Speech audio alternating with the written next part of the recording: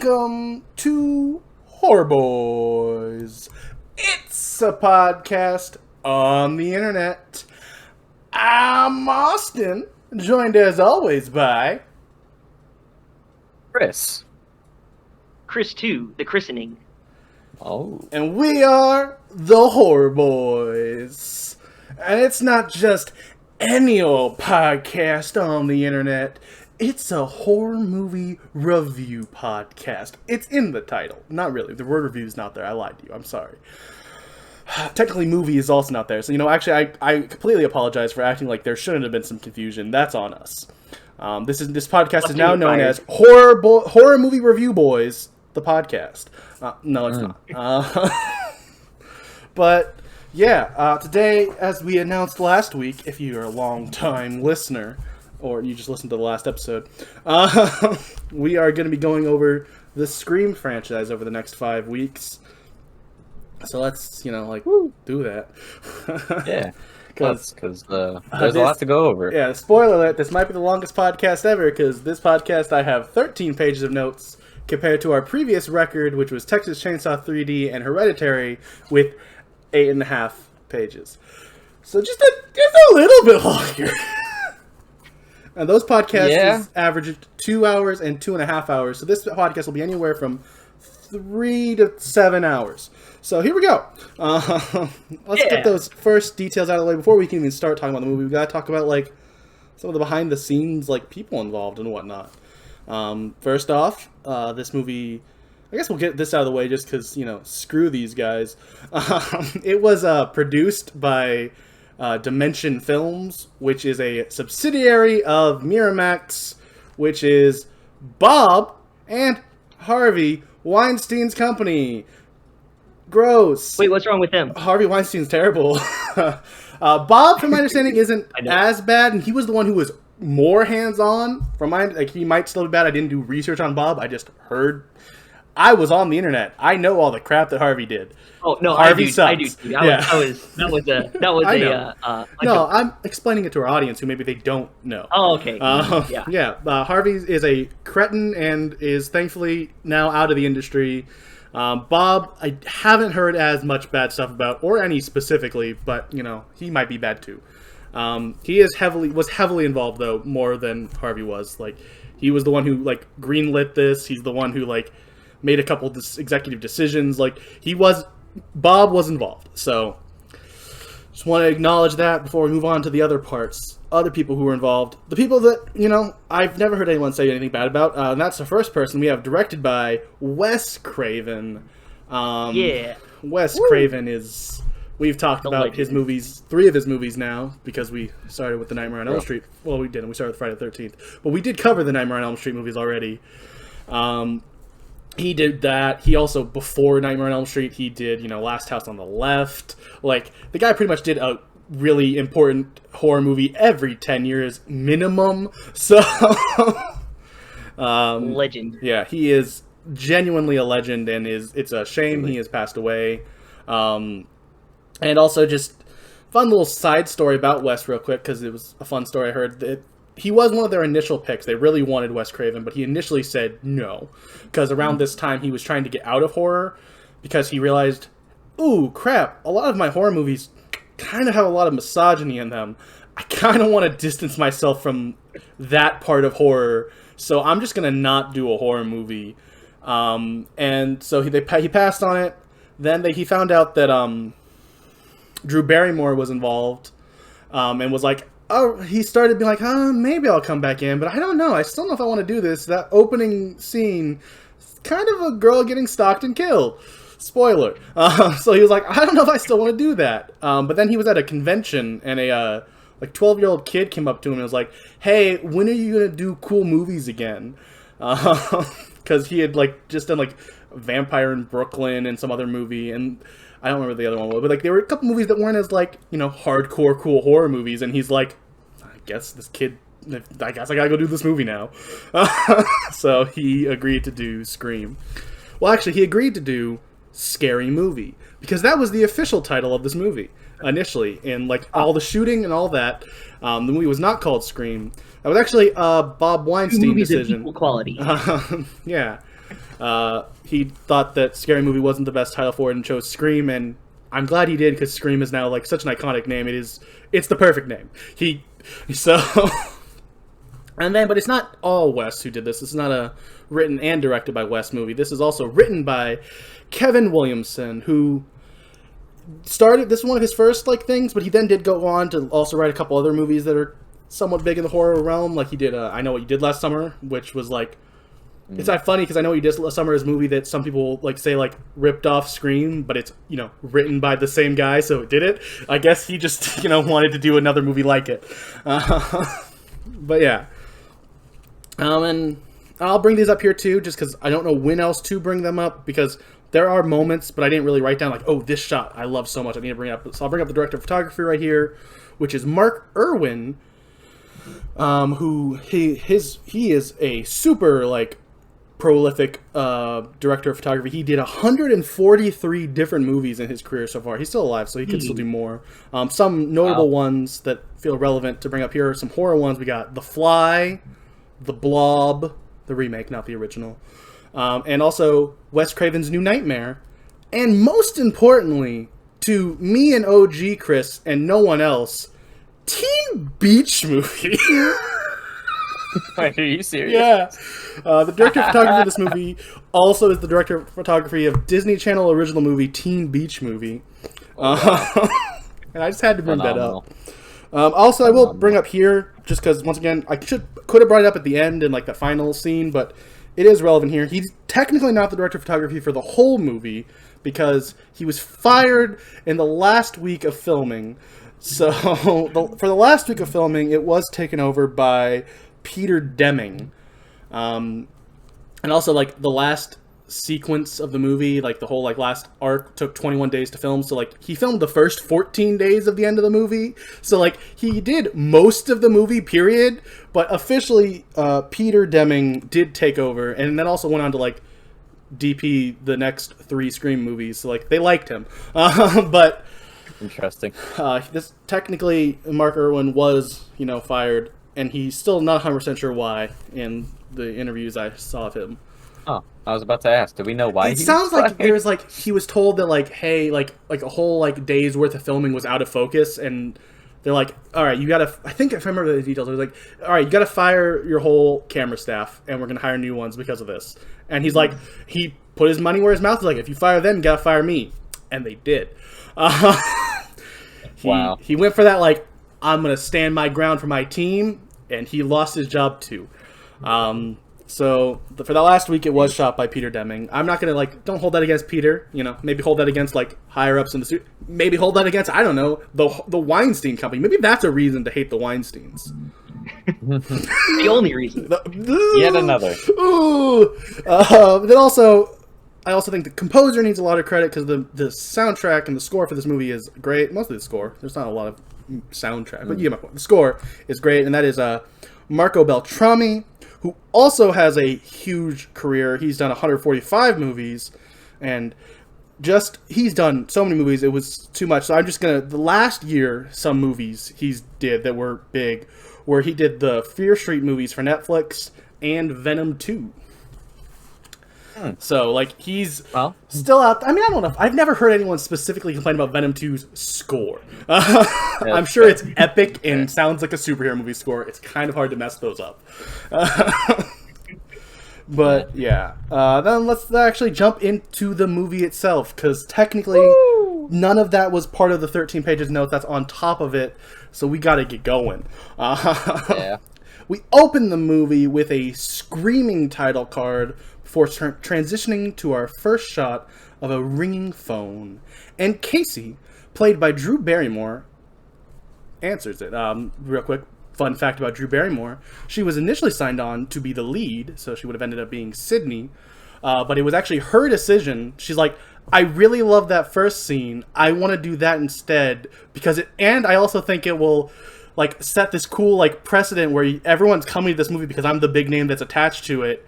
And then if I die in the first 12 minutes, spoiler, they'll go, whoa, they'll do anything in this movie. Which, cool. It did put them in a situation where they then had to now try to cast the lead. I think they did a perfect job, but like at the time, I'm sure that was very stressful when Drew Barrymore was like, actually, I'm not going to do the whole movie. I actually, when I first watched it, this was actually the first time I had seen this movie. I don't know how it's just one of those movies I hadn't seen.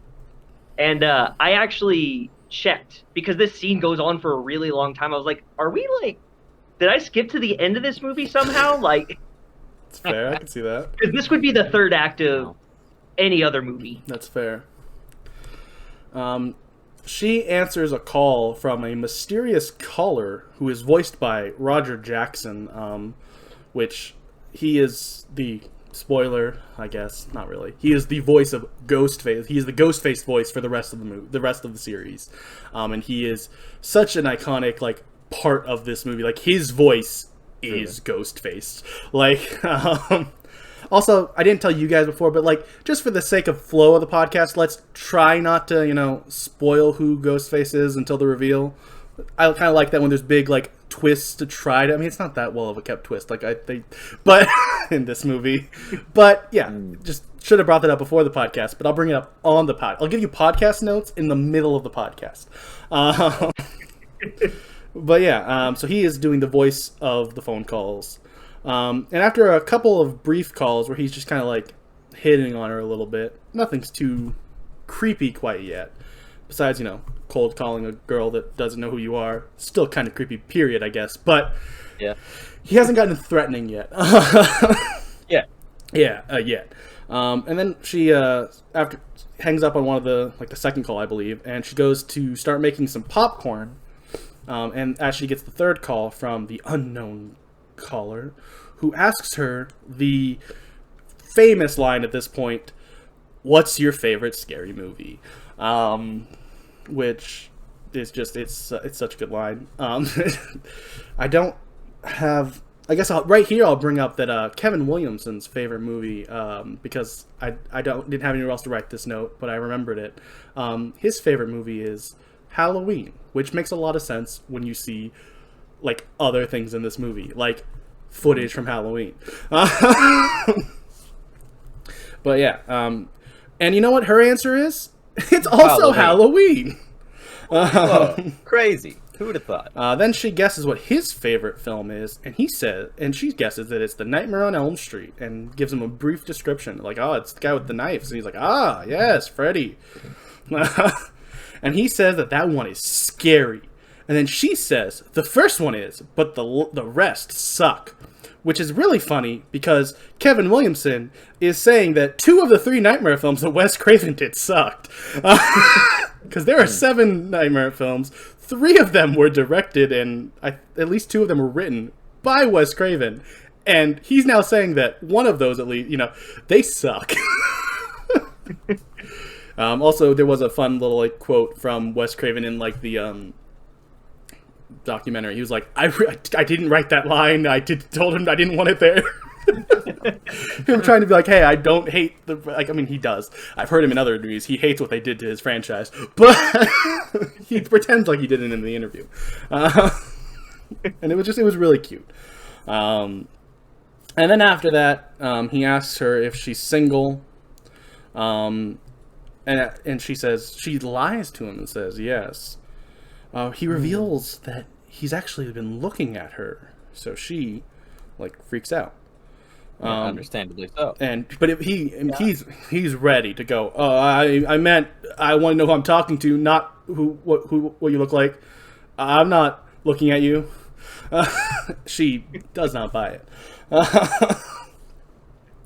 And she turns on the porch light, but there's nothing out there right now. Then she hangs up on him because this guy is a really creepy guy. Yes. So he calls back, pissed off that she hung up on him. And then she hangs up again, immediately. And she heads to her, now, done and starting to burn popcorn. But before she can take it off the stove, he calls again and tells her that if she hangs up again, that he will gut her like a fish. And it's at this point where you 100% know, he's definitely bad. Not that there was any doubt. But this is where she realizes, oh crap, this guy is really screwed up.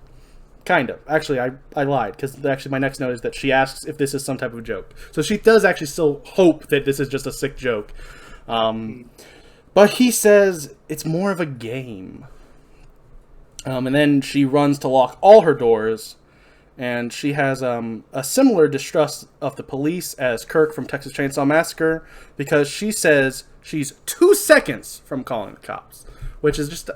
I just thought was funny. And if you don't remember, that's a reference to Kirk saying that I was half ready to call the cops on the hitchhiker. And it's just like, just call the cops. Like, if you're really that, like don't get me wrong, I don't love the cops either. But, like this guy is threatening to kill you. And she's like, if you don't stop, I will call them in 2 seconds. It's like, I think we're at the point where you could call the cops. Yeah. But it probably wouldn't have mattered, though, because he reveals... that the cops would never make it because they're in the middle of nowhere. Dun, dun, dun. She asks him what he wants. I couldn't read my own handwriting. And he replies to her to see what her insides look like. Isn't that sweet? And she hangs up. She then gets spooked by the doorbell and is about to call the cops when Ghostface calls her again, and he reprimands her for asking who's there, because when she heard the doorbell, she's like, who's there? And he's like, you never do that. I'm Ghostface. He says that line directly. No, he doesn't. That was a poor attempt at a joke. I'm sorry. And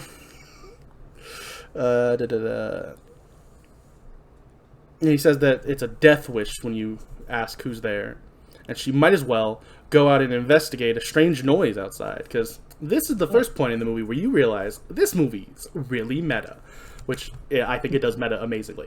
I said it there as kind of like a tongue-in-cheek, like, oh, this movie thinks it's meta. It is, and it's a masterpiece at being meta. But yeah, she tells him he better leave, or else her boyfriend, who's big and plays football, will beat him up. Which reveals that she lied earlier. Can you believe it? He's gonna beat. Honestly, I think this girl might deserve to die. She's a liar, and lying is bad. Lying is bad. But yeah, she said that he will beat him up when he shows up, and Ghostface jokes about being scared before telling her to turn on the porch light again, or patio light. Sorry, it's the same thing. When she does, she sees that Steve, her boyfriend, is tied up, and he tells her she has to play a horror movie trivia game to save his life. But Ghostface, he's actually kind of a nice guy, because he gives her a warm-up question, and is like, who's the killer in Halloween? Because, it's her favorite movie. And she gets the right answer with Michael Myers. Then it's time for the real question. Who's the killer in Friday the 13th?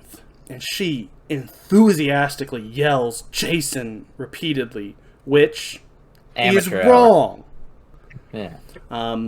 As if you know our podcast or the movie, you know that the first movie, the killer is Mama Voorhees, Pamela. Yeah, Pamela Voorhees. Which I spoiled for OG Chris, because I had saw Scream and thought everyone just knew that. But, he didn't, and that I ruined the movie experience for him, and I do still feel bad about it. But I blame Scream, because I had seen Scream and knew that he wasn't the killer. Now, so. I think at some point I had also seen Scream already, and for some reason I just didn't remember, the fun fact Fair from enough. the beginning scene. Fair enough. One in ear, out the other. Then he has her turn off the light so he can, kill Steve in the dark. And then when she turns it back on, she sees him, and he's, all sliced up, and his gut is, hanging out in a really, cool-looking reveal. We don't see the kill, but they do show some cool effects on the kill that we see. Steve is dead. The effects were done by K&B Effects. They're back again, which is Robert Kurtzman, Greg Nicotero, and Howard Berger. Which I believe this is... I don't remember which one it is. One of these, I think it might be Robert Kurtzman. This is the first time we've seen a movie of his, because all the other movies we watched, he had left the company by then. This was kind of the peak of practical effects, because this was right before CGI was like the thing. So everybody, it's fair. This is kind of the peak of practical effects. Yeah, I agree. But yeah, so we see his cool guts hanging out. Fun fact about this movie: it was actually supposed to be like you watched his guts like actually fall down. But the NPAA was like, no, that's too graphic. You get an NC-17 rating. For that and a bunch of other shots, too. They were like there's also a shot later where someone has blood on their hand and you watch it drip to the floor in the NC-17 cut. And they're like, you can't show blood moving. So you have to cut that. I don't understand the MPAA's existence method for rating system. It's pretty absurd. Yeah. Their metric for what passes is NC-17 and what just is R. Yeah. I guess fun fact here also, the reason they were even able to, even after a lot of cuts, they were still kept trying to say like, no, NC-17. And the thing that finally got them to do it was, once again, hopefully he's not as evil as his brother, because once again, Bob Weinstein came in to save the day because he called the MPA as like head and was like, watch the movie again. It's a comedy. We're actually spoofing horror movies. So watch it again. And they just passed it through once they realized there was a comedic element.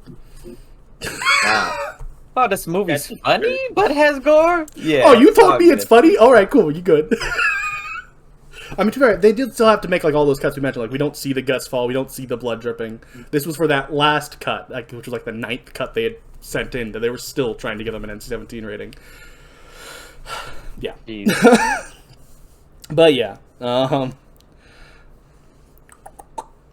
Then she has one last question. It's a final bonus question, and it's, what door is Ghostface at? But she says that she can't, and he's like, all right, you made your choice, and he throws a chair through the patio door, causing Casey to run to the now smoke-filled kitchen, because he still has her popcorn on. It is burning. Once again, normally I would not bring up something as incidental as like popcorn, but it like sets up like this final act, or not final act, the final act of this part of the movie's scene where like now the room is filled with smoke and it looks really cool, and so I had to bring up like because once again, this movie is, spoiler for my thoughts on this movie is artfully made, and it is like, there are like multiple setup shots that make, when you come back into the smoke-filled room, make sense. Like, you see her start the popcorn. You see that the popcorn is now done, but she can't take it off because he called her. And now she comes back into the room, and it's filled with smoke. And like, I'm starting to think this Wes Craven guy is a good filmmaker. I know. Wes Craven is a really good filmmaker, and you know. Yeah. Also, to say the popcorn is burning is an understatement. There is a tower of fire erupting from the popcorn. I believe at this point it's actually not. I think it's the tower of fire is more once her mom discovers it later. I could be wrong. Oh, it's when she's in the kitchen, in the like the third part where she comes back. Okay. So yeah. So there's a lot of fire. It is smoke filled. It makes a really cool like set piece of like a smoke filled kitchen. Then she arms herself with a knife that she never gets to use. And she sees Ghostface run through her house. This is the point where I will bring up a fun little side story, because I have fun facts for this movie, because I had multiple behind-the-scenes things I could watch, which is really great. That's what I needed on a 13-page notes, was more information to give to you.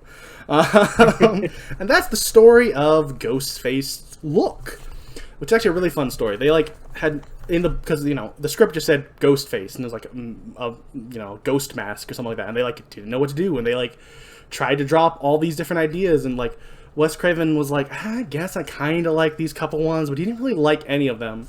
So while they were scouting some locations, they found this random mask in someone's room, like at this house, and they're like, this is really good, can we have this? And they said sure, and they were like, all right, cool, so we gotta make something like this. But they just couldn't make it work. It kept not looking what they wanted. So just one day of shooting, Wes Craven's like, we're just going to shoot with that mask.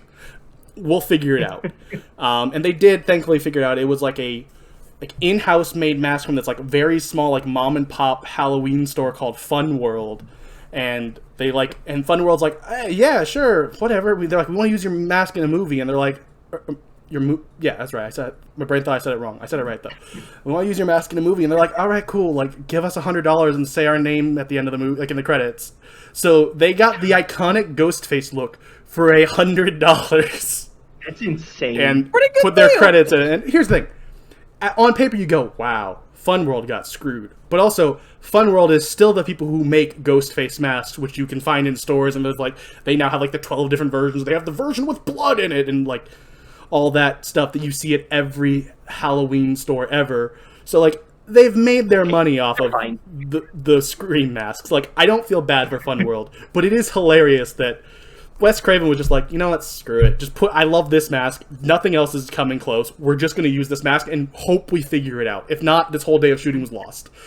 And it wasn't. They found who it was, paid them $100, and Ghostface was born.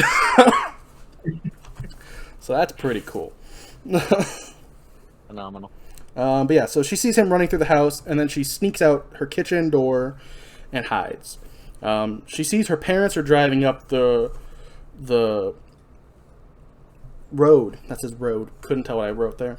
And makes a move towards them before Ghostface tries to grab her through the window. She's able to escape by hitting him in the face with the phone. She runs past Steve towards her front yard, but is caught by Ghostface, who stabs her in the chest and like chokes her on the ground a bit, which like hurts her throat to the point where she can't scream in a minute.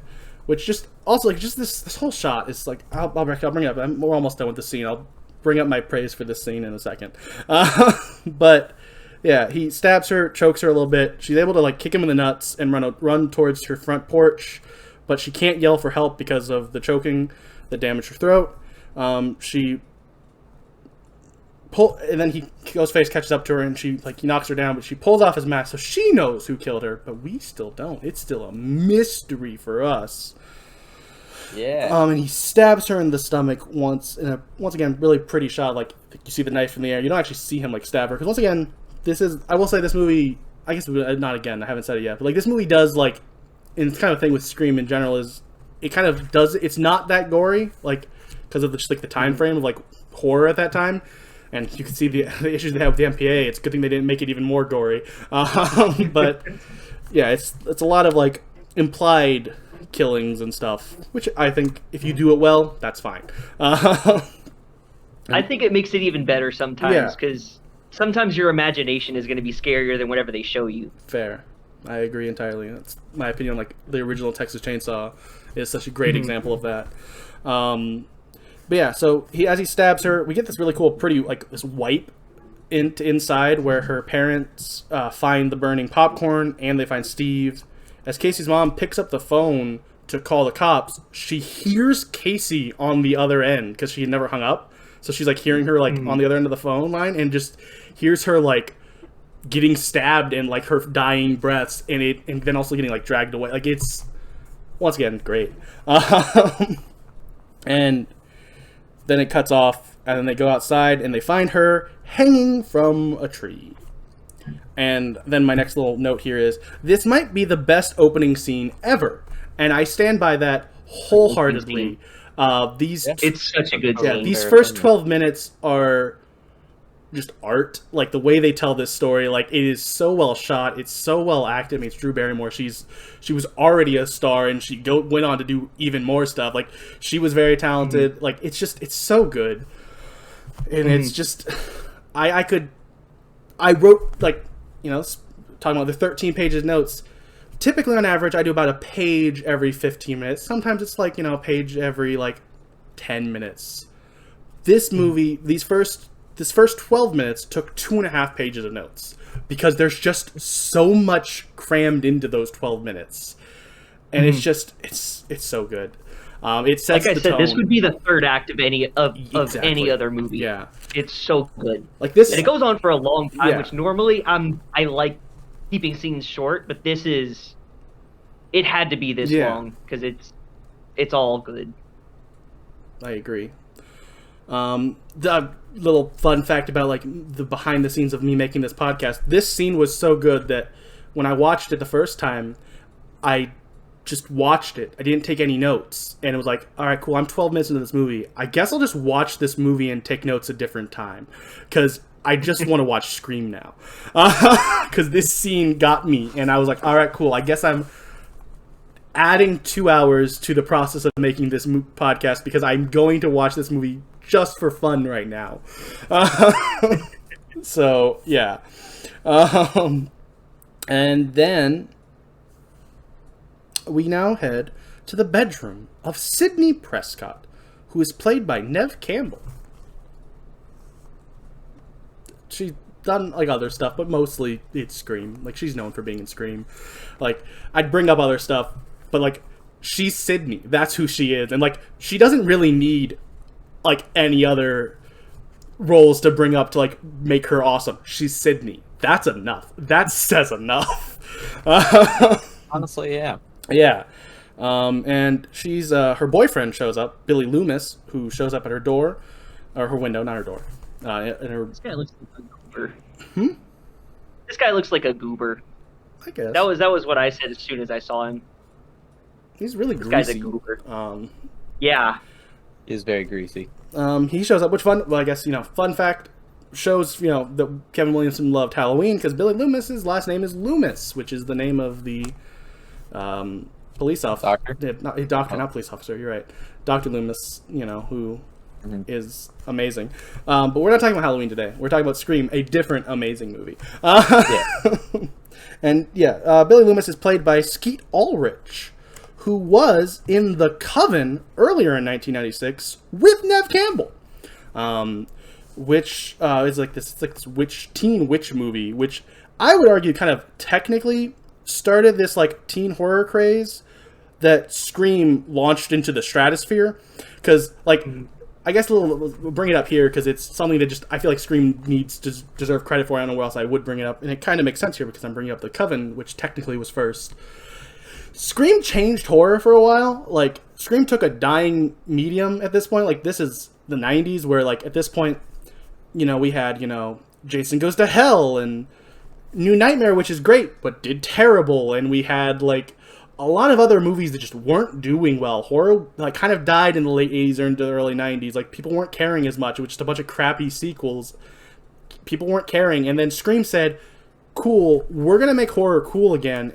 So the Scream started teen horror. It like brought it back. It had a bunch of copycats. Some made by Kevin Williamson himself, and I Know What You Did Last Summer. But also like The Faculty. You could argue Final Destination. Like all these things happened because of Scream. Scream made horror cool again. All these like let's get a bunch of hot young 20-somethings, put them on a poster, and that'll get people in theaters to watch horror movies again. It's thanks to Scream. Like, don't get me wrong, like, Scream did it, in my opinion, better than all those other ones, and that's why it worked. But, like, it did show, like, hey, these kind of posters just work. Put all these faces on a poster, and now that's the new horror thing, and it worked. So, like, but, yeah. So, Billy shows up here now, and he scares Sidney by showing up at her window. I already said that. But then her dad comes to her door because, he heard her scream. But he can't come inside because her closet door is open, and it like stops her bedroom door from opening all the way, which might be important later. Once again, this movie is just it's art of like setting up things and bringing them back. Like, so yeah, it does it really effectively. Yeah, and we find out that he is going to be out of town all weekend for a work trip, and that he's like, all right. Call me at this hotel. And she's like, all right, I will. Then he leaves, and Billy tells Sidney that, he was at home watching The Exorcist, and it reminded him of their relationship, which confuses her for a second before he explains, because it was on TV with all the good stuff edited out of it. He then says that, 2 years ago when they started their relationship, it was hot and heavy with a solid R rating on its way to an NC-17, but now they're just edited for TV. Ugh. That's fair. I don't think you're supposed to like Billy. Slimy guy. Yeah, you're not supposed to like Billy. No, I don't think you are either. I just don't. Yeah. Yeah. She asks if he snuck into her room to get some raw footage, and he says, no. Well, he respects her boundary of no nakedness. And just wants to make out. So they do.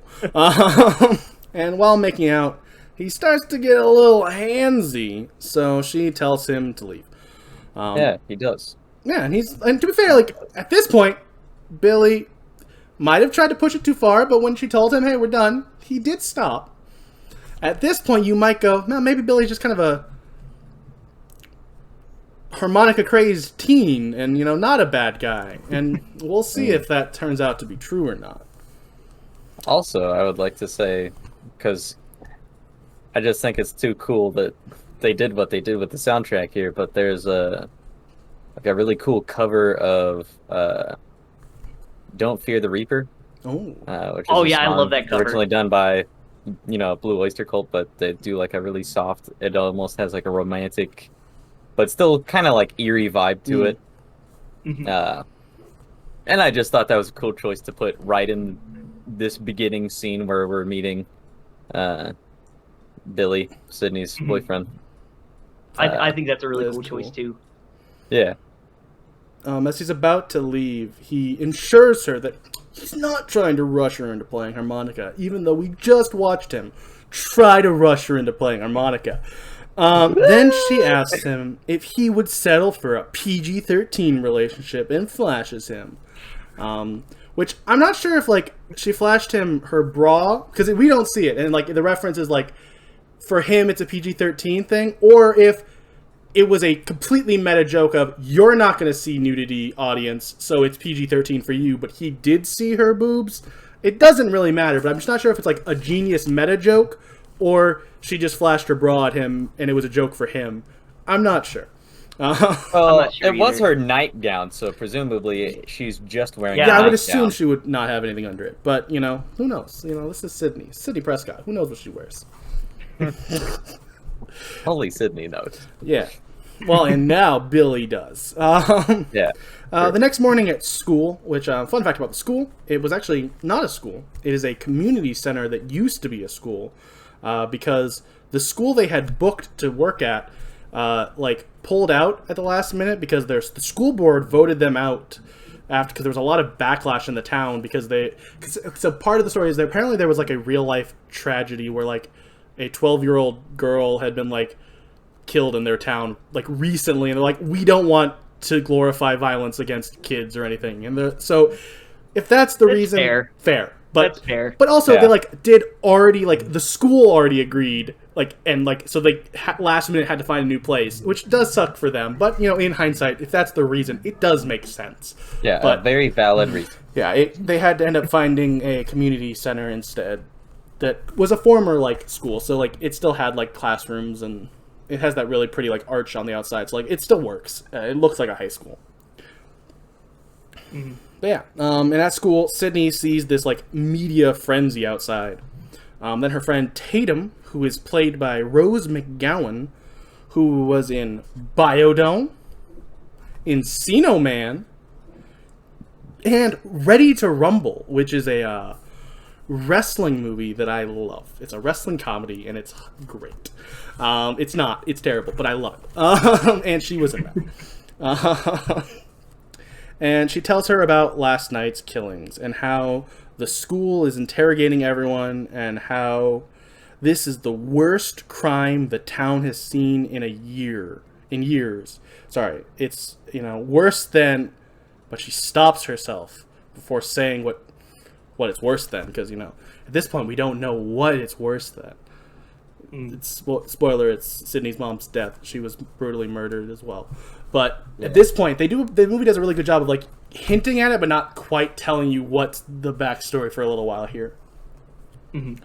But then we cut to Sydney being pulled from her class to be interrogated because it's her turn. She's being interrogated by Sheriff Burke, who was played by Joseph Whipp, who was a sergeant in Nightmare on Elm Street, the original, so he's a Wes Craven alumni.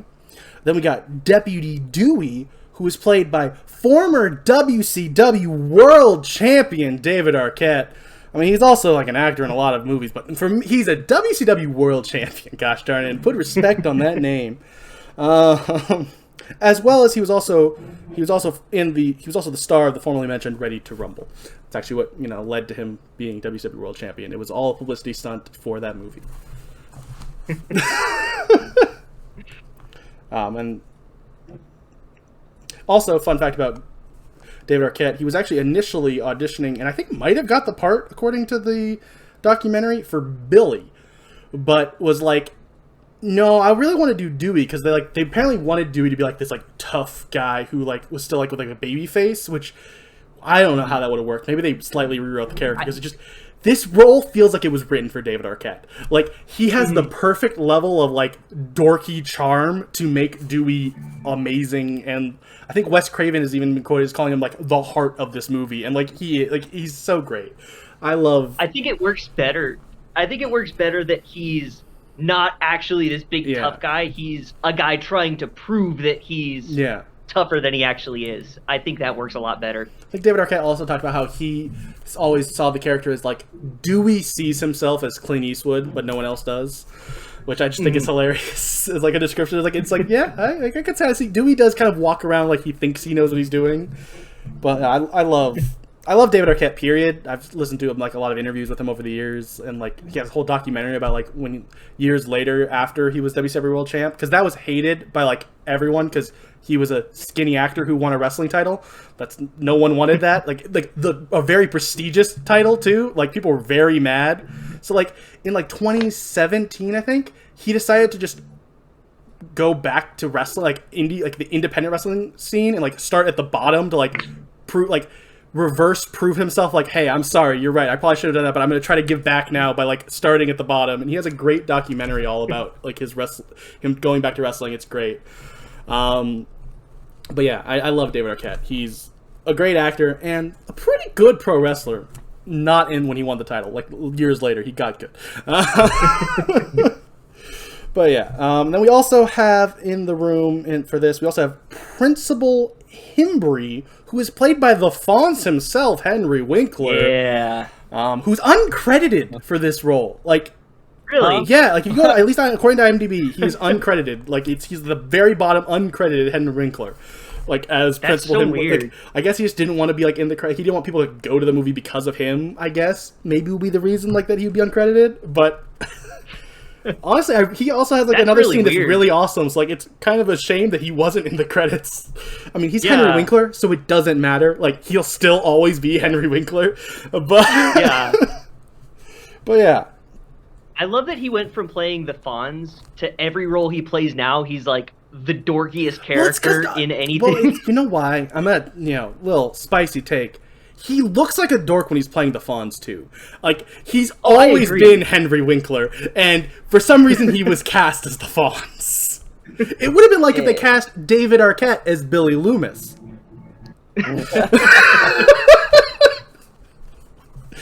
But yeah, we actually don't get to like actually really hear her interrogation. They kind of like give a little small talk before cutting away. We do find out a little bit about what was happening to these interrogations, because now we go outside, we're at this little fountain, and Sydney, Tatum, Billy, and then two characters we meet. We meet Stu, who is played by Matthew Lillard, who did such a weirdly amazing job. Like, some people are going to hate Matthew Lillard's performance in this, and I respectfully understand, but disagree entirely.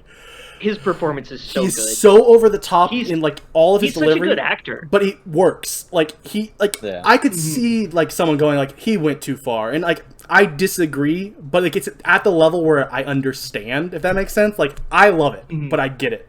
And Matthew Lillard, in case you don't know who he is, he's the man who did such a good job at playing Shaggy in the live-action Scooby-Doo film that he now has been doing the role for 20 years and has done over 40 films and shows as like the animated Shaggy, because how good and like he was perfectly cast. It did, to be fair, I say 20 years. Technically, like, it was like 2002 he did the live action movie, then 2004 he did the sequel, and then he technically didn't start being like the voice of Shaggy till 2010. So he's technically only done it for 12 years. But like, the man has done 40 roles, which include like 3 TV shows of like 40 plus episodes. Like, the man is Shaggy at this point. Sorry, Will Forte and Scoob, you're not my Shaggy. I don't think he got to do a whole lot else. I think he just did so well as Shaggy, everybody just kind of only saw him as Shaggy. I feel like there's an element that was already kind of past, like, where he tried to do other roles, and didn't maybe do a good enough job for people to want. Like, I mean, like, maybe some people saw this movie and went, even him in interviews, he doesn't love his performance here. He thinks he did too much. So, like, I disagree, absurd. but once he again, does. I could see it. I could see why someone would dislike this. I love it. I love it. I love everything he does. Like, it reminds me, but better, of Matthew McConaughey as Vilmer, like that over the top that works, but it's even better. Like, he actually like does it perfectly throughout the whole. Like, he is so over the top, but I love it.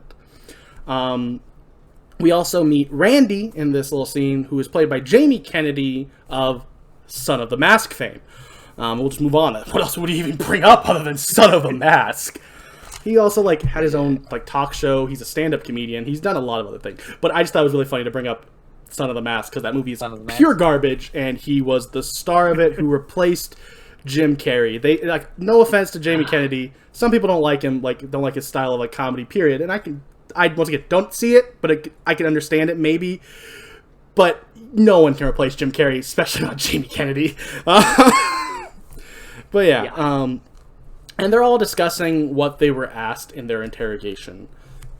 The guys were asked if they hunt because the bodies were gutted. Tatum is confused why they didn't ask her if she hunted, and Stu says it's because there's no way a girl could have killed them. But yeah, she says that he's sexist and brings up Basic Instinct as an example of a female killer.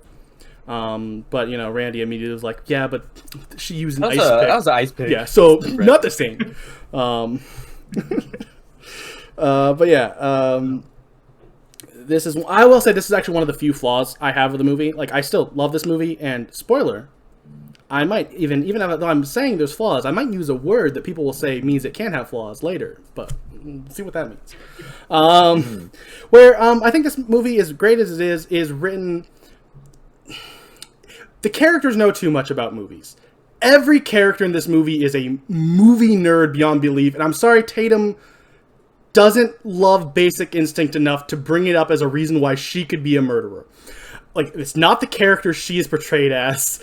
Like, and it's a lot of like there's a lot of like every character is written to have a exorbitant knowledge about movies, and like a character like Randy, Stu, Billy, there's reasons why all of them might be very knowledgeable about movies, but every character is written like, it's honestly like I've been watching the TV show Buffy the Vampire Slayer with my dad recently, and I have a similar opinion on that, which it's a whole different like can of worms. It's created by Joss Whedon, who is also a scumbag, but his style of writing is like this really witty, like satirical thing, and every character in the show is written like that, and it's like, would that character make that witty comment? It's a similar thing with this movie. It's like, not every character has to be written to be super witty and satirical, and it's like, maybe not every character needs to know every movie ever. I'm okay with it, because I think the movie is heightened enough that I'm willing to make leaps of logic like that, because the whole movie is like, this is the palette we're painting with. That's fair. So, and I'm willing to buy into it. I will agree. I will slightly renege and agree that you are probably right. There are two other times where I will bring it up because I stand by it. When those times, I'll bring it up when it happens. But you'll see. Stay tuned. But yeah, so Sydney doesn't understand why someone could gut someone, or like how someone could gut someone, I think is actually what the line was. And so with a little too much glee, Stu explains the process. Billy, with like a death stare, calls him tactless.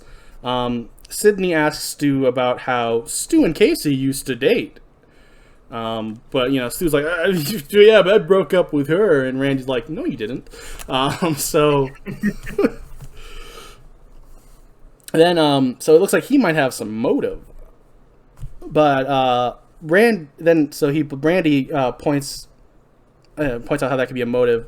But Stu has Tatum as an alibi. They were probably doing something, maybe a harmonica last night, the way they like wink, wink, nudge, nudge here.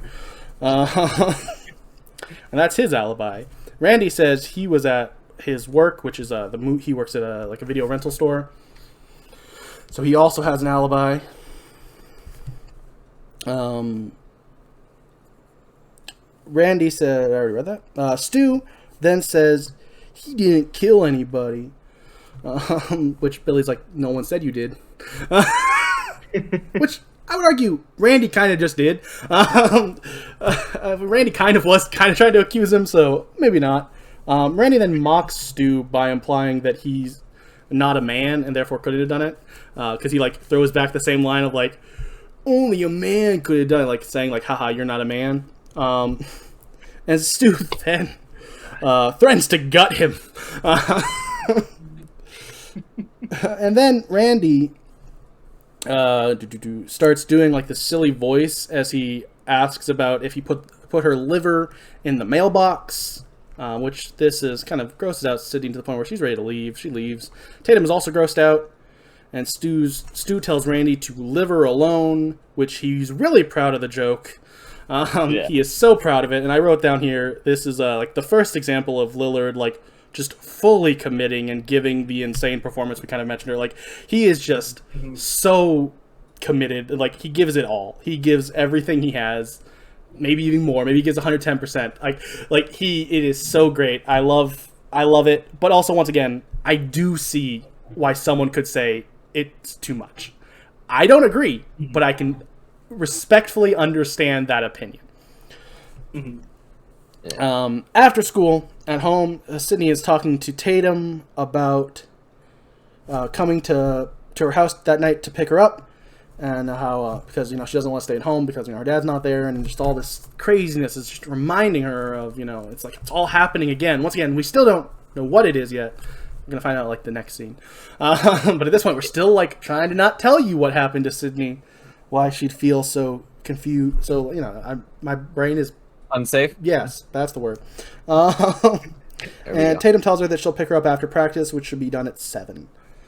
Sydney flips through some news coverage about the killings before stopping on Gail Weathers, who is played by Courtney Cox, star of Friends at this point. Like, already was like on like the #1 TV show in the world at the time, and she like they didn't want to cast her, but like because they like looked at her as like this, like they just didn't think she could pull off this character because it's kind of a I can't say the word because we'll get in trouble and have to like rate this differently, but she's kind of a witch but with a different letter, if you know what I mean. And she's kind of not a nice lady. Yeah, she's not a very nice lady. And she talks about how like she wanted this, she wanted the chance to play that type of role, and eventually was able to convince them to like let her do it. Also, fun fact, she does a great job. Yeah, she does. Also, fun fact about her and another co-star that she might, spoiler, start having a little bit of a romantic connection with in this movie is her and David Arquette got married because of this movie. Like, they fell in love and like they I believe sadly have. I don't know. Maybe they was good for them. I don't know. But they did eventually get a divorce years later. But they were married for like at least a decade, and like have a kid together. It's like, at the very least, I'm sure they look at that as a positive of their relationship. But yeah, so this movie created love. So isn't that sweet? Wow. Yeah, she switches to Gail's coverage of everything that's going on, which includes the first official mention of Sydney's mom's death. And that's too much for Sydney, so she decides to take a nap. Then we cut to later in the night where she wakes up to a call from Tatum telling her she's running late and going to stop at the movie store that Randy works at. Then Sydney immediately gets another call and thinks Tatum is like, just come get me already. But it's not her, it's Ghostface, who Sydney thinks is Randy messing with her because he brought up horror movies, and Randy loves horror movies. He asks her what's her favorite scary movie, and she says she's not a fan because they're all the same, with some girl being stalked by a killer who runs up the stairs instead of out the door. Is that line going to come back in like 2 minutes? Maybe it is. Also, fun fact, just because there was a little featurette that I ended up seeing that, like, same reason why I know Kevin Williamson's favorite horror movie. Fun fact, Nev Campbell's favorite horror movie is The Shining. So, yeah. Yeah, and there's that fun fact. It's the only other one I brought up just because I was like, oh, there's a spot where I could bring up that fun fact that would make sense. She's asked the question and says she doesn't, but Neve Campbell, on the other hand, does have a favorite. Ghostface asks if she's alone. She says she's disappointed in Randy for being so unoriginal, and then Ghostface reveals, well, that's because I'm not Randy. She asks him who he is, and Ghostface says that's the wrong question. You should be asking where I am. So she immediately goes, okay, where are you? And he says, I'm on the front porch. She calls his bluff and goes outside. She looks outside on the porch. She actually walks all the way to the far right side of her porch and looks over the edge. Turns her back to the door. Might be important. Might explain what some people might want to try to call as a plot hole. But she does. There is a moment where she completely walks away from her door, back to it. So anyone who wants to try to slander this movie, I'm ready with the no, you're wrong. I think this movie's good enough that plot holes don't matter. Yeah. I honestly don't think there's that many, if there are any. There's one really that I've heard that that brought up that is. I'll bring it up when it happens too, because I could see it, but I don't agree. Okay. It's one that actually one of the actors themselves brought up in the documentary, so they at least thought it was slightly a flaw. But we'll get to that. It's a while. It's probably 6 pages of notes from now. So let's move on. Cool. Lost my place. So she's outside, and then she's trying to continue to call his bluff because she doesn't think he's actually watching her. So she starts to put her finger in her nose like she's picking it, and when he doesn't react at all, she's like, "See, I knew you weren't there." And then the Ghostface is like, "Well, I'm gonna kill you like your mother," and she's like, "You cretin!" I think she calls him. I think she says effing cretin, but she calls him a cretin, which I just thought was cretin is not an insult that's used enough. It's a great insult, and it needs to be used more. So she hangs up on him and goes inside, locks her door, and then Ghostface pops out from the closet behind her. They have a little fight. They're on the ground, and he's about to stab her when she kicks him off. Not sure if this is a second nut shot the Ghostface is taking. It might be the stomach, might be the nuts. It's kind of like that low spot where you're she might have grazed his nuts, which is poor Ghostface. 2 shots to the nuts. Poor this murderer. I like that he's not that good at killing people. Yeah. Which people consistently fight back and almost win against him pretty much every time. Which makes sense. It should be. There's spoiler. I mean, not for who Ghostface is, but Ghostface isn't a special being. It's not Michael Myers, who's the embodiment of evil, or Jason, who even before he was a zombie was already inhuman. Ghostface is just a person. So they should be able to be fought off. Yeah, and I like movies where the killer is all powerful or whatever. I think those are fun too, but I think it's fun for a movie to kind of play with, he's not that good at this. Yeah, no. I wasn't knocking those other. I like those other movies too. No, I agree. I just wanted to make clear I wasn't knocking them. Okay. Chris, do you want to voice your opinion? Are you knocking those other movies? I have no opinion. Oh, okay. Fair enough. No, I like those movies, but I also really enjoy what they did here because it's different. All right. And it makes it feel fresh. Yes, I agree. But she's after she kicks him off, she tries to run out the front door, but it's it's got one of those slide locks with the little chain, so she's not able to open it fast enough, so she has to run up the stairs, which is funny because she just called out the stupidity of having to do that, so then she had to do it, which once again, just this movie is masterfully written by Kevin Williamson. Thanks, Kev. Yep, thanks, Kev. She uses her closet door once again, immediately followed by the next scene, another great callback. She locks the door, but also opens her closet door, so when he breaks the locked door, he still can't get in because the closet door is stopping it, like it did with her dad earlier. Once again, just the callbacks are so good. They set up things so well in this movie. And that keeps Ghostface out. She tries to call the cops, but she can't because her phone line's down. She uses her computer to call the cops, which that's pretty cool. And yeah. Then Billy shows up at her window, and they hug, and she's freaking out, and he's trying to console her a little bit. but a phone drops out of his pocket. Yeah, She so freaks out and runs away and runs to the front door where she gets jump scared by Ghostface. Oh, actually, it's just Deputy Dewey holding it. Holding the mask. And then Billy is arrested. Tatum shows up. And we find out, this is where we kind of, once again, kind of slightly hinted at, but this is where we officially hear it for sure, is Tatum shows up and, like, there's a little conversation between her and Dewey where we find out they're siblings. Because she, like, talks about, like, how Sid's spending the night at their house. He's like, oh, does Mom know? You know, it's just, once again, it's just great David Arquette just being a little dweeb that I love. It's so great. He's such a dork. I love him. I do. Yeah. And then they head to the police station where Dewey lets Sid know that her dad didn't register for the Hilton Hotel, he said. Oh, no. Then we cut to Sheriff Burke investigating Billy, who says that he's innocent and that he didn't make the call, and he's like, everyone has phones, which in '96 isn't actually true. So the kind of he does. Yeah. There's one thing, like this movie, if you just try to remake it identically, it wouldn't work because everyone does have phones now. Like they found ways to like change it and make it work in the Scream franchise, but like you could not like have her be like, you have a phone, because everyone has phones now. I also like that they keep calling it a cellular. I just think that's really funny. Fair. I love the 90s-ness of it all. Oh, also, actually, no, don't worry about it. I was going to bring up a little non-consequential scene, but I won't, because I didn't write it down. It was one of, like, the only scenes I didn't write down in my notes, and I'm just going to let that be a thing and move on.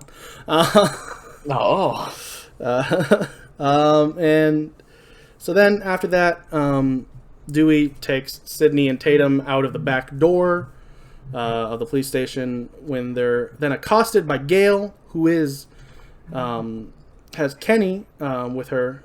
Kenny is played by W. Earl Brown, who is her like cameraman. He's like got his camera with her because she's like a news reporter. Fun fact about the only reason I'll be honest, the first time I talked about this movie, I didn't mention Kenny that often, but he was really kind of entertaining in the documentary. He apparently like read the script and like saw all like the fat jokes about Kenny, which like was one of the scenes I didn't mention was she calls him like 50 pounds overweight. Like so like it's a situation where he was like I was actually in pretty good shape when like I got cast, so like I gained 20 pounds to like try to make it work better. Which I thought was like, all right. He's like, oh, there's all these jokes about me being fat and I'm not. I guess I need to gain a little bit of weight. Respect. And this is where we find out that Gail has written a book. We don't know what it's about yet. But Sydney is obviously very upset about this book because when Gail says she'll send her a copy, Sydney punches her, knocking her into, Kenny's arms. Not in like a romantic way, just she literally falls into his arms.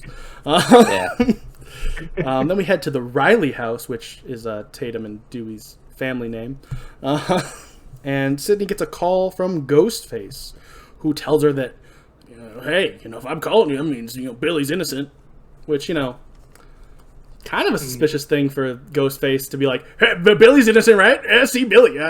He's good, okay? Billy's good. Remember, Billy's good. All right? Billy can't be evil. Which, hey, how would Billy call her right now? That's not possible. So I guess whoever made this call isn't Billy. Or is it? Oh, well, how could it be, Chris? So we'll move on. Or am I? Or am I? That's an inside joke for no one. In the morning, the thanks to the news, we find out about how the little subplot about Cotton Weary, who is played by Liev Schreiber, doesn't like he's like literally in news footage in this movie. He does get to like be in other movies, like later movies in the Scream franchise. Like he gets to be involved, but at this point, like he's like, can you imagine if they didn't write him into other movies and like you have Liev Schreiber playing just a guy on a news footage and that's it. No dialogue, not really, like just like shots of him like walking, going to prison. Like what? That's all he technically is in this movie. Because we hear the reporter though talking over about how Cotton Weary. Yeah, Cotton Weary is on death row for his conviction in Sidney's mother's murder, thanks to Sidney IDing him as a man who left the house after her mother was assaulted and murdered. Then at school, a random reporter tries to talk to Sidney. This would normally be a scene that I definitely would not bring up because it was literally pointless. But the only reason I'm bringing it up is because there's a fun fact with it. The reporter is played by Linda Blair, who plays Reagan in The Exorcist. So cool. That's the only reason I'm bringing up this, because it's literally just like, oh, tell me anything, and like Tatum's like, go away, and that's it. Like, it's not an important scene, but it's they brought a famous horror actress who was like, her movie was mentioned earlier in the movie, so like I kind of felt like I had to bring up the fact that she was actually in the movie then. Fair. But yeah, then Sidney goes and confronts Gail about her book on her mother's murder, on how the book claims that Cotton was innocent of murder, and just played consensual harmonica. That was the word was consensual that I can read. He played consensual harmonica. He did not assault her mother, according to the book.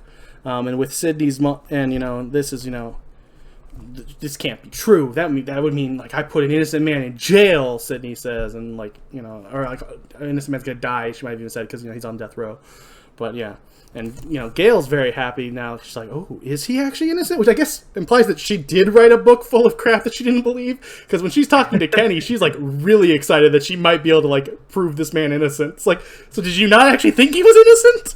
Which kind of fits the Gail character we've seen at this point, is she might not care. Well, she could save a man's life, which would be great for her book sales. Great for her book sales. Once again, just all the characters are great. Lost my place. Inside the school, Sidney is scared by a prankster wearing a Ghostface mask, so she runs away and runs into Billy, who says that he has a girlfriend who would rather, accuse him of being a psycho killer than, touch him.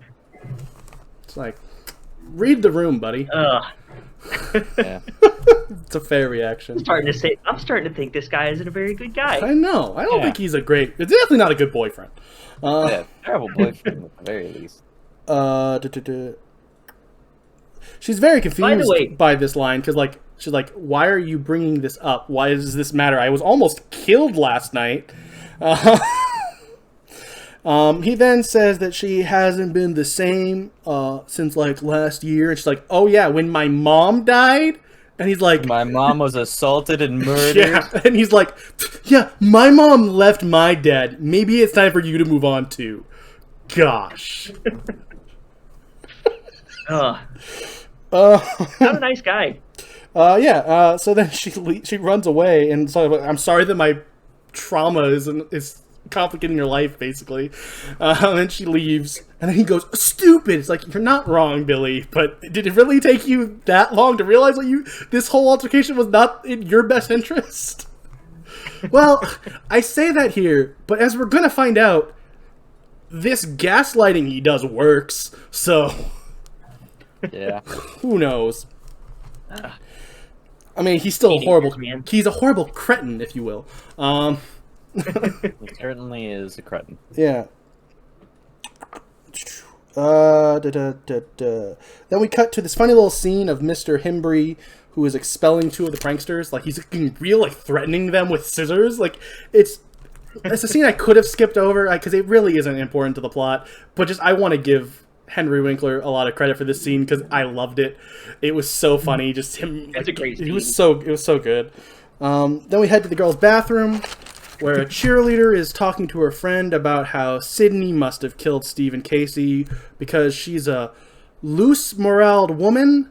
I don't believe I'm allowed to say the word she said. I think that is against the YouTube TOS, so I will not say the S word that they said and say loose-moraled woman, and that she's a loose-moraled woman like her mother.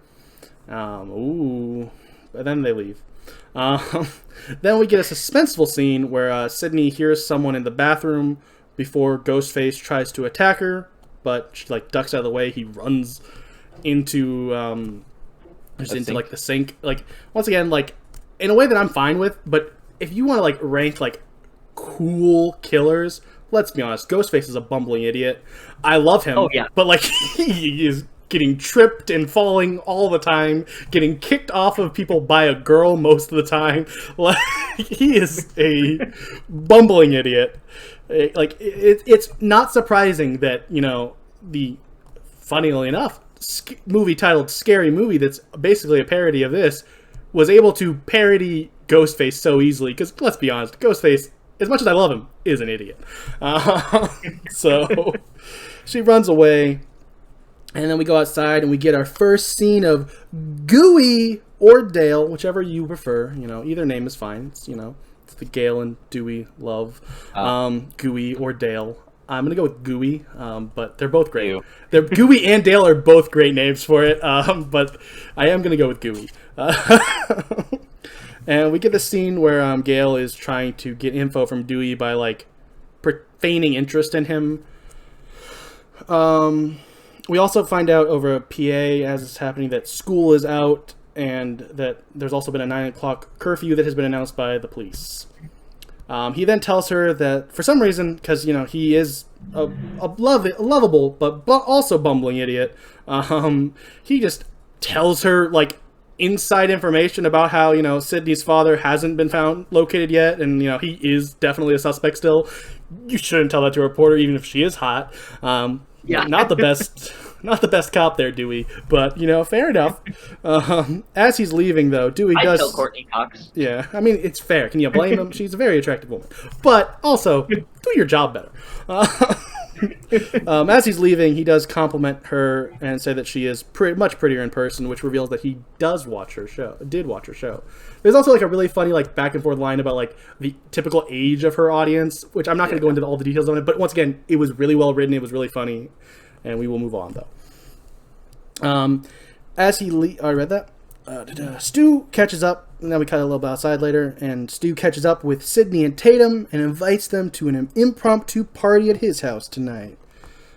And, you know, Tatum is a great friend and bullies her trauma-ridden friend into agreeing to go to this party that she does not want to go to by saying, like, it's for me. Come on, Tatum. Be a better friend. You know, I hope this Tatum gets what's coming to her.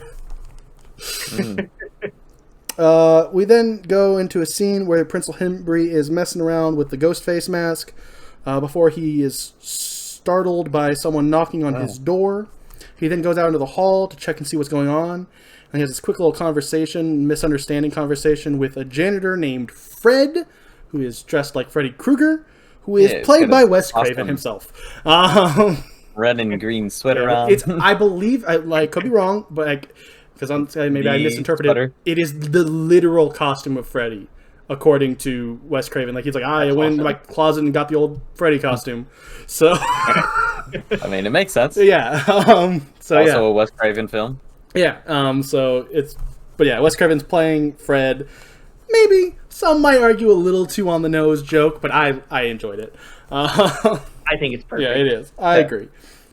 I just want to, like... It doesn't overstay its welcome either. Yeah, exactly. Also, I want to say, I'm going to point out the flaws that I could see maybe being there. Most of them, I don't agree with.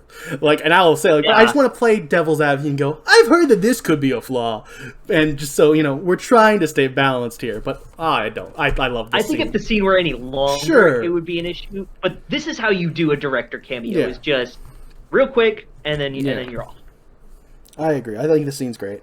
And then he heads back into his office and is stabbed to death by Ghostface. The scene ends with this really cool shot of Ghostface's mask reflecting off of Himbry's eye. Yeah. It's a really awesome. Cool shot. Yeah. Tatum tells Sydney that she thinks that she might have been wrong about Cotton because there were rumors of other men having, you know, musical rendezvous with her mother. Musical relations. Yeah. And then Sydney says that if she's wrong about Cotton, then the killer's still out there. And Tatum tells her that she's starting to sound like some Wes Carpenter flick, which I thought was kind of fun. Which, like, here's the thing. I feel like that feels like what Tatum should be doing. Like, misquoting. Like, her character doesn't seem like someone who should love horror. Like, this line is written really well. I guess to be fair, Basic Instinct wasn't like this, isn't technically a horror movie, so I guess it's fair, but just, it still felt like a little bit too... I think Basic Instinct was a little more in the conversation in 96. I think now it's fallen out of the conversation, but I think in 96 it might have been... That's fair. More of a relevant... It makes sense, yeah. It was a 1992 film. That's fair. So it was probably, in 1995 when this was most likely filmed. This was actually filmed in 96 because, it was filmed after The Coven, which was filmed in 95. That came out in early... Because this actually came out in December of 96, so it was filmed in, like, the spring of around. Well, either way, yeah. It was still a likely film especially, for like, you got to think about, teenager in the 90s. Especially because this is, like, the era of, like... It takes, like, a year for movies to get to, like, VHS. Video stores? Yeah, and, like, then, like, you probably don't own Basic Instinct, but you might rent it. So, like, it's still definitely going to be in the conversation at this point. So I'm fine with it. I still think it does hint at a slight problem of every character knowing too much about movies, but you could maybe justify why she did. But I really love... The point is, I like the Wes Carpenter joke. I like mixing the two names. It's funny. That's a good joke. And then we head to the video rental store, where Randy and Stu have a conversation where Randy talks about how, Billy has killer written on his forehead and how it's, like, in bad taste for him to be standing in the horror section when he's the only, like, suspect right now.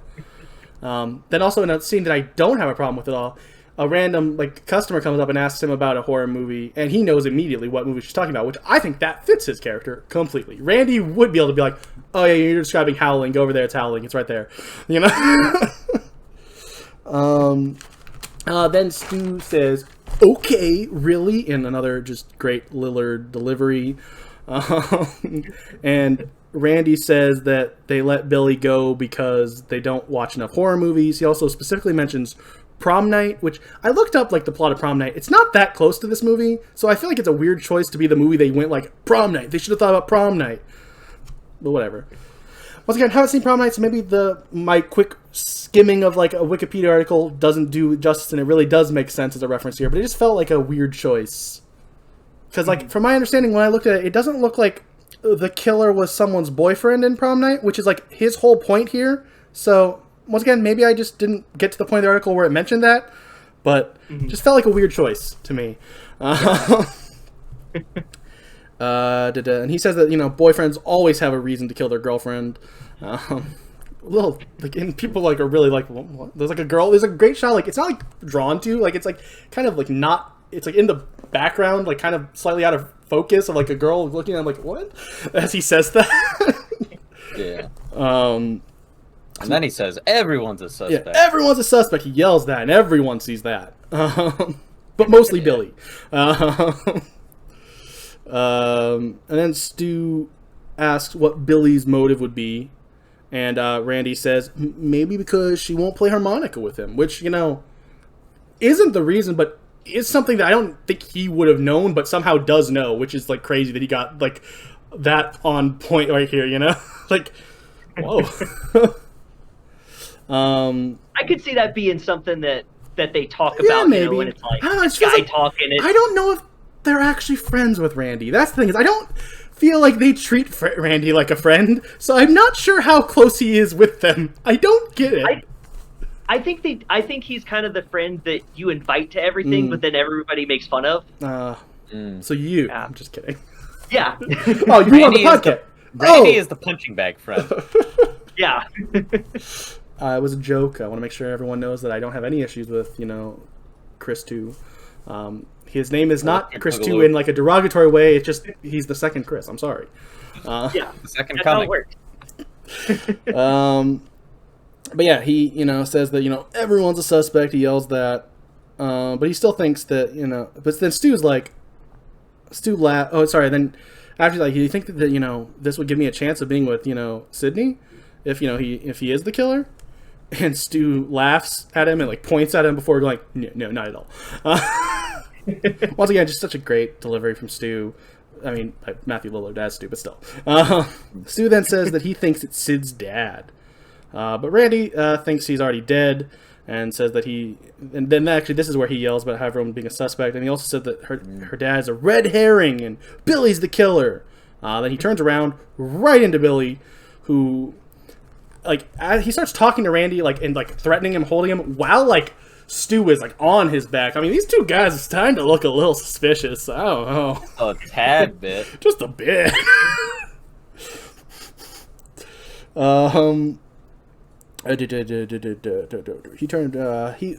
Billy asks, why isn't Randy the killer? Billy says maybe his motive is that, he's obsessed with movies and did it because, he got too crazy because of it. And Randy's like, yeah, no, if this was a scary movie, I'd be a prime suspect. Then we get a little quick montage of people closing for curfew. Like, it's a little longer than I would expect. And it's also like way earlier than curfew is. Like, curfew's at 9, but like it's like 5 in the afternoon, and every store is closing now. But like, maybe a killer is on the loose. Maybe it's summertime. A killer is on the loose, so I can kind of understand why you would maybe want to close. But like, it just feels like, oh, curfew's 9. Now that I know there's a curfew, I have to close it 4 hours before we have to.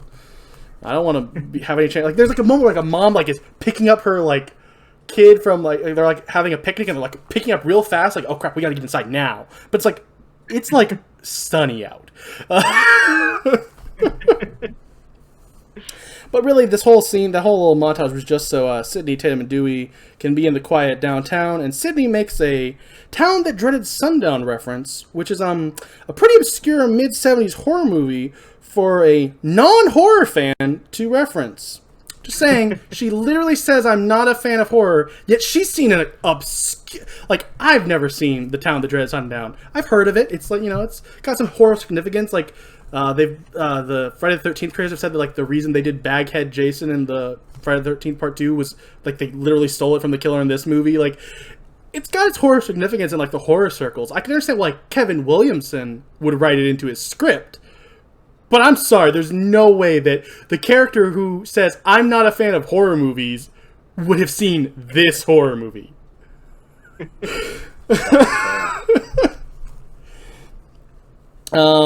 And then Tatum asks Sydney who she thinks would play her if they made a movie about her life. And she thinks that, knowing her luck, they'll end up casting Tori Spelling.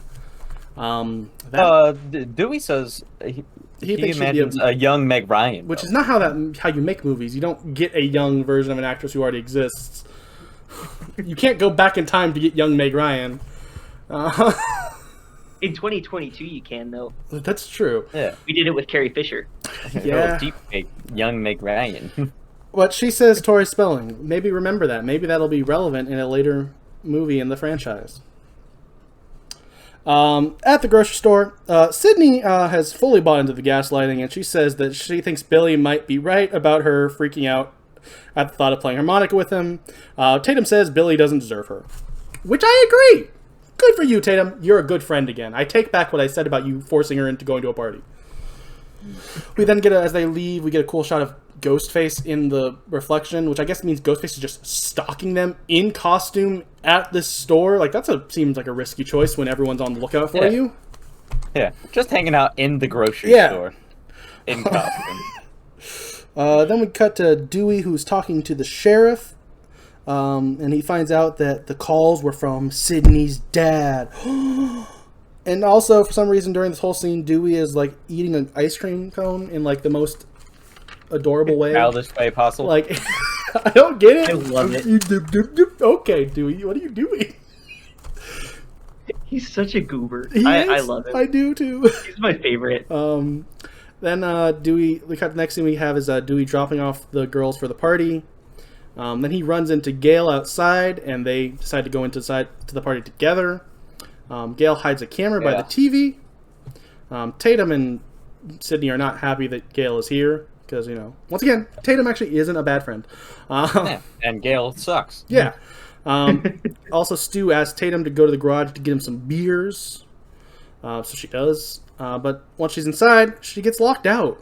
So she tries to leave through the garage door. She tries to open it, but it's stopped by Ghostface.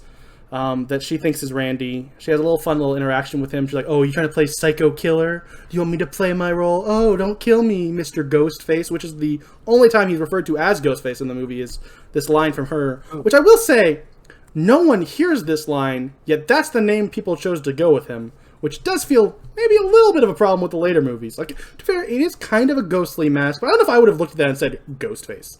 Maybe that's the title on the costume. I don't think it was though when we saw the costume, but I could be wrong. It might have. I don't remember what it said on the. They did show. It said Father Death. Okay, so why isn't he called the Father Death? Dewey was like, "Oh, you can find one of these at every 5 and dime store across the." Yeah. So here's the thing. I have no problem with it in this movie because here's the thing. In this movie, it's fine. No one ever calls him Ghostface, so it's fine.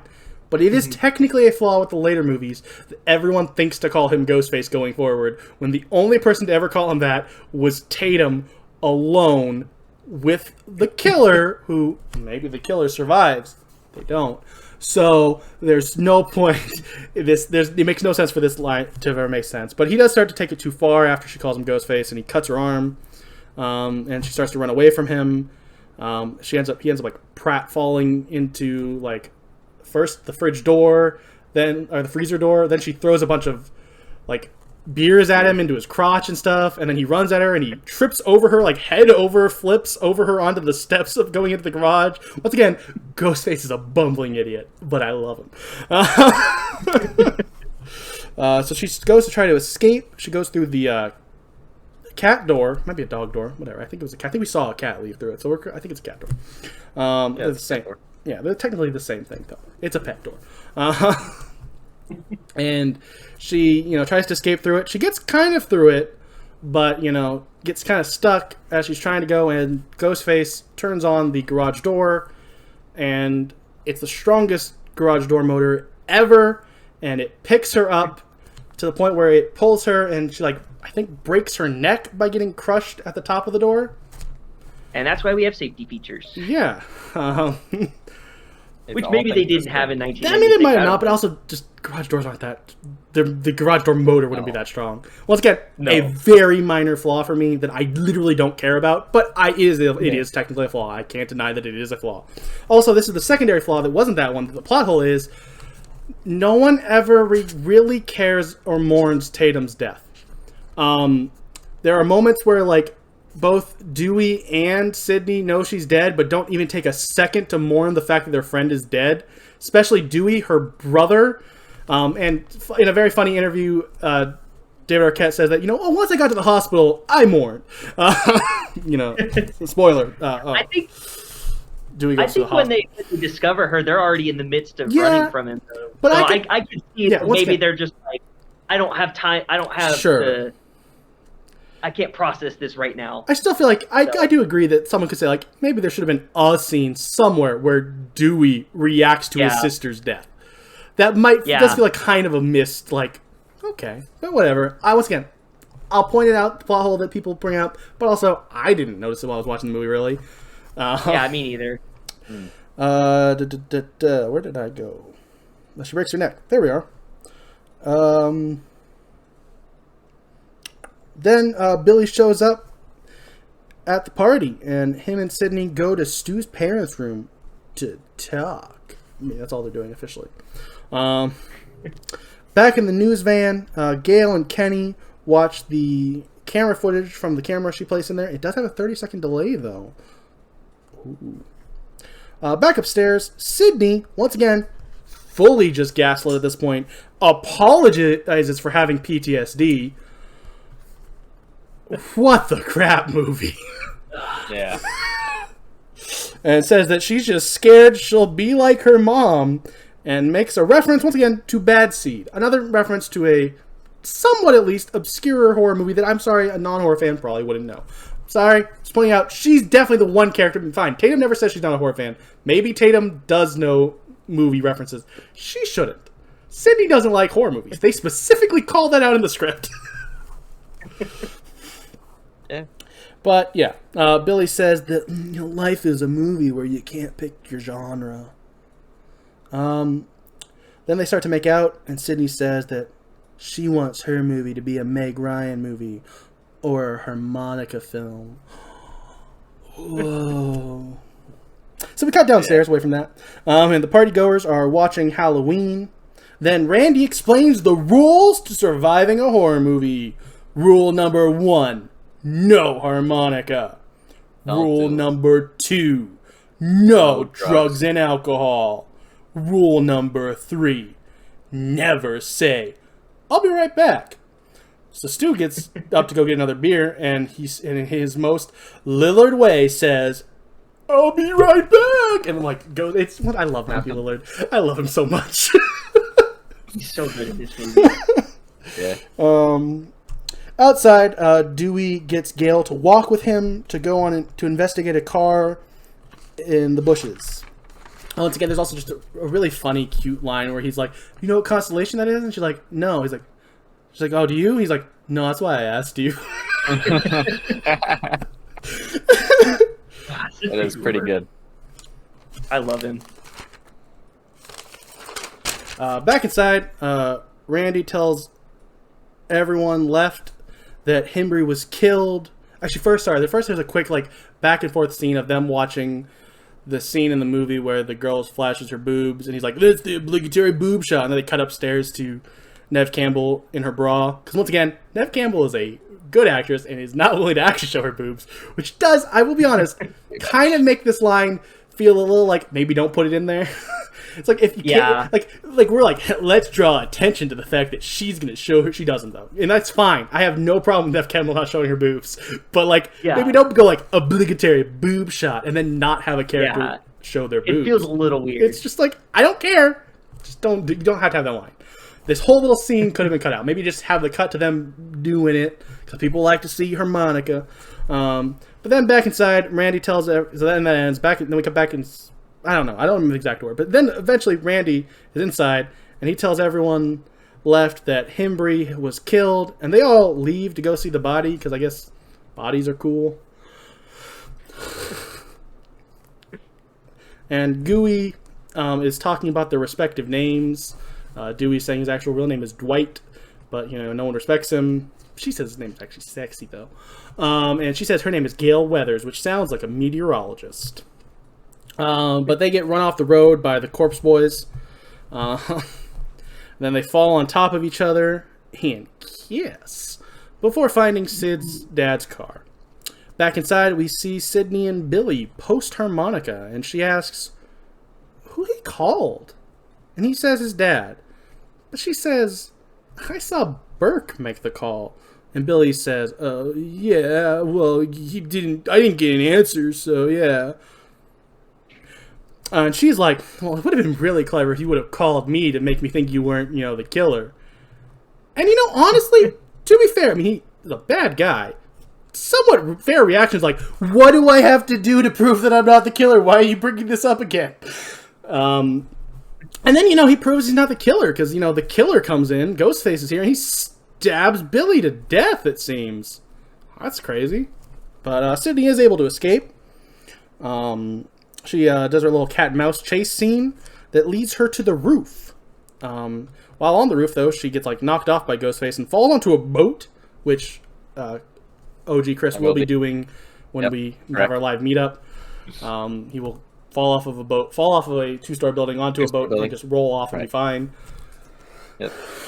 If you're a newer listener and you don't get that joke, OG Chris actually, in I believe it was the second ever episode when a crazy stunt like this happened, said that, "Oh, I could do that, that's no problem." And now it's a joke that every crazy stunt he has to just do. That's the joke. If you're a newer listener and don't understand it, I want to be welcoming to newer listeners. Entry point episode. Yeah. Also, if you want to know the origin of harmonica playing as a reference to things, it's also from that episode. So really just go back and listen to that episode. Yeah. You can skip most of the other early episodes, though. They're a little rough. Please skip the other episodes. Or don't. or listen to them. There's some good movies we talked about, so. Where did I leave off? Then Ghostface shows up. She falls. She finds Tatum's body, so she does see it, and she kind of reacts. It's more so the fact that we don't ever get a scene with Dewey reacting to his sister's death is a little maybe a missed a missed moment. Because she does kind of react and, like, run away. Which, in the moment, that might be all she can do. And then we cut inside to this, like, really funny double, like, super meta scene where Randy is talking to the TV, telling Jamie that the killer's behind you, is, like, repeatedly saying that, like, Jamie, pay attention, Jamie, look behind you, which is, if you don't remember, Randy is played by Jamie Kennedy, which makes the joke double, like, it's already would have been funny for just, like, a character being like, hey, look behind you when there's someone's behind them, but he's like, Jamie, look behind you. So, like, I really respect the, like, super meta-ness of, like, Jamie Kennedy telling Jamie Lee Curtis to look behind her when he's not looking behind him. Because Ghostface is right behind him, about to kill him, but doesn't because he hears Sidney screaming for help outside. Outside, Sidney runs to the van with Kenny, and they, like, are watching him. They're, like, watching the footage, and then, like, they open the door to go, like, try to help, you know, Randy, but they realize the front door's open. Oh yeah, there's a 30-second delay. And Ghostface is here, and he slits Kenny's throat. Oh my god, Ghostface killed Kenny. That bastard. Yeah. Good one. Thank you. That's the second oh my god, they killed Kenny reference. Anytime a character's named Kenny and they die, I will make that joke. It will be my running joke. Sidney escapes out the back of the, like, news van because it's, like, open, but she, like, has a little crawl. She does get a little cut in her arm from Ghostface on the shoulder, but she is able to escape. Then we cut to Dewey and Gale showing up a little bit later, and Dewey sends Gale to the van. He's like, hey, you go to the van, I'm going to call for help, I'm going to go inside and investigate. Inside, he goes to look for Sid's dad, but inside he actually ends up just great David Arquette acting of just him, like, acting all tough with his gun, running around, and, like, it's really scared because he hears, like, screaming in the background, but then he realizes it's just Halloween on the TV, and he like has, like, a sigh of relief. Just once again, David Arquette, chef's kiss. I love him. He's so good in this movie. Where was I? But then, where did I go? In the van, Gale finds Kenny's, before she gets in, actually, she finds Kenny's blood on the ground, and, like, is like, okay, cool, I gotta leave now immediately. And she gets into the van. She actually gets jump scared by Randy and knocks him out with her, like, I don't remember, maybe her phone? Yeah, she knocks him down, so he's out for a little bit. And she goes to leave, but Kenny's blood is, like, all over the windshield, so she can't see. And then Kenny's body starts falling onto the windshield. And then she, like, Sidney's in the middle of the road, and she almost hits her, but she swerves out of the way, and she crashes into a tree.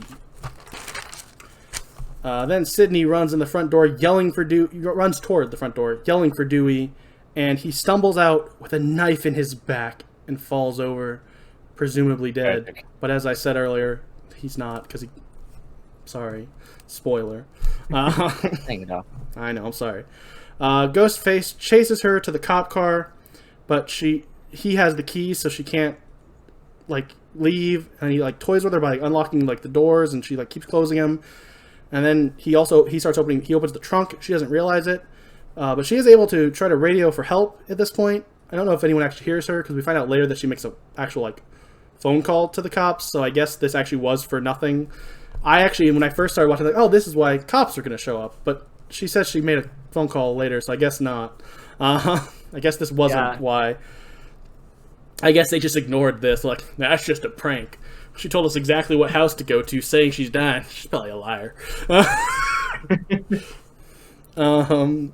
So Ghostface pops in the back through the trunk, and he tries to grab her, but she's able to fight him off and kick him off and run away. She runs up to the house, and Randy comes towards her, and she pulls Dewey's gun on him. Then Stu runs up. They both claim the other is Ghostface, and she is like, screw both you guys, and locks them both outside. Which, you know, fair. Just, who cares about them? Then somehow, still alive, Billy stumbles down the stairs. He's like, oh, I'm hurt, but I'll be okay, maybe. And she's like, oh, okay. So he gets her to give him the gun, and Billy opens the door, and Randy comes in, saying, Stu's gone mad! And Billy replies, we all go a little mad sometimes, and shoots him in the shoulder. He then, you know, cites his source for his quote, you know, Anthony Perkins from Psycho. Thank you. That's good, you know. You don't want to get called for plagiarizing there, Billy. Thank you.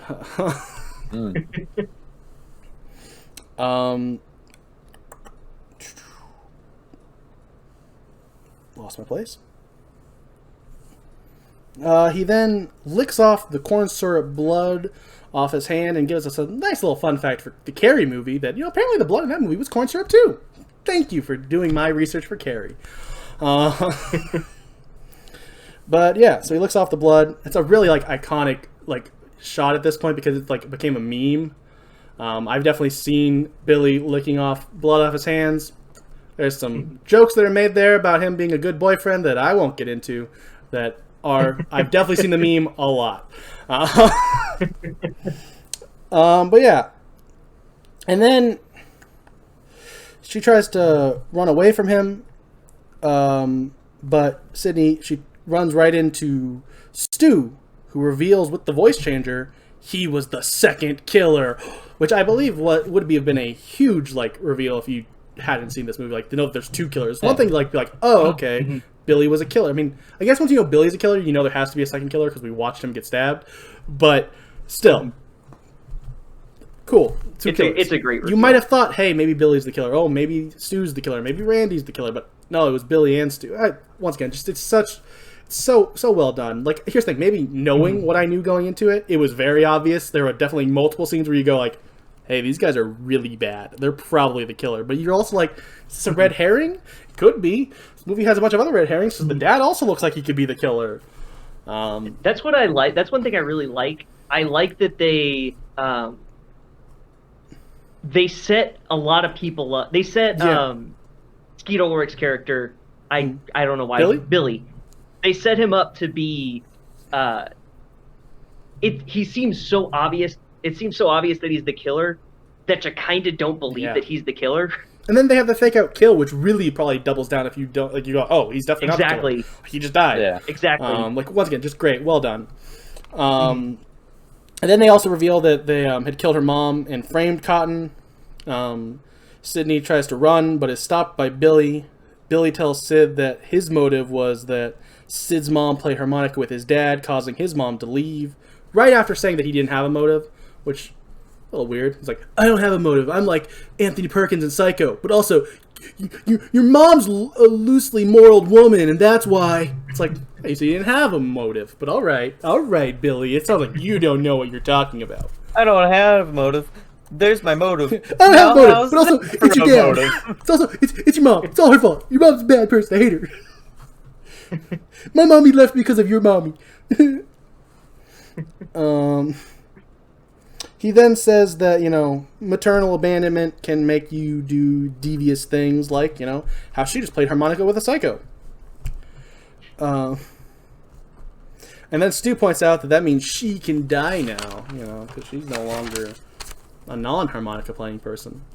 You can say the word virgin. Can we say, I don't know if we can say, who knows? Who knows? We can't say, loose moral woman, so who knows what we can say. Before they kill her, they're about to kill her, but before they do, Stu's has the realization oh, we gotta tell her the whole story, our whole plan. So he shows her that they have her dad and that they're gonna be framing him. They had cloned his phone, which Dewey does reference as a possibility earlier, which is once again cool little hinting at, hey, maybe this will be a thing. Excuse me. And then part of their plan though is they also have to let each other stab each other. Because they gotta live, but they also, want it to look like they almost died. Because they also specifically have to live because, in Stu's words, these days you gotta have a sequel. It's just, fair. Sydney says that they've seen too many movies, and Billy retorts to not blame the movies. Movies don't create psychos. Movies make psychos more creative, which... It's a screwed up line, but it's funny. But yeah, so he says that as he's stabbing Stu a couple extra times, because I guess Stu just has to get stabbed more than once, while Billy only had to get one. Well, he stabbed Stu, and then Stu stabbed him, which I feel like he got really angry after he got stabbed. Well, according to him, that maybe Stu stabbed him too far. 'Cause Stu even kind of says oh yeah, I might have got a little overzealous. So maybe he did stab him worse than Billy stabbed Stu. Then we get one of my favorite lines. I'm feeling a little woozy here. As he's, getting stabbed. Telling me to stop. I'm dying, man. Yeah. Can't take anymore. Just Matthew Lillard. I'm going to keep just praising him every time. I love him. He's so good. He is. Stu goes to grab the gun to kill Sid's dad, but it's gone. Because Gail has it, but she can't save the day because the safety's on. So she gets knocked out by Billy, falls onto Dewey's body. Billy's about to kill her when Stu realizes that Sid and her dad escaped.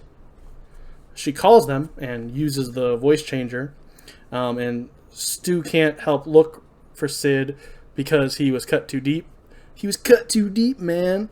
Billy gives the phone to Stu, and she asks his motive, and he says peer pressure, and that he's just, peer pressure. I'm just too sensitive. Which Sensitive, man. I love Stu so much. Then Billy comes back and he's mad. Sorry? It's a credit to Matthew Lillard that he's this murderous psycho person, and you kind of don't want him to die. Yeah. Billy comes back really mad. He takes the phone, and Sydney insults him and calls him a mama's boy. So he throws the phone at Stu's head, and Stu gives another great line of "Oh, you hit me in the head." I love Stu so. I love this whole scene. Matthew Lillard's every line delivery is so great.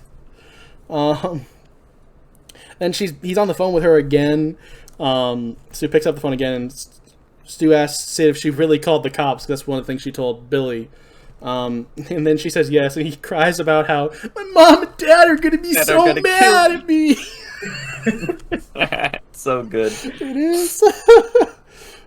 Billy goes to look for her, and he kind of hears her in a closet, but then gets distracted for a second, and she runs out in the Ghostface costume and stabs him with an umbrella a couple times, knocking him down. Then Stu runs at her, and they get a little brawl, fall over a couch. Then eventually they land with Stu right in front of the TV, and Sydney pushes the TV onto his head, crushing his head and electrocuting him to death. They say to death, in the movie, and they definitely became. But Matthew Lillard says that he thinks Stu could have lived. Please let him come back in a sequel.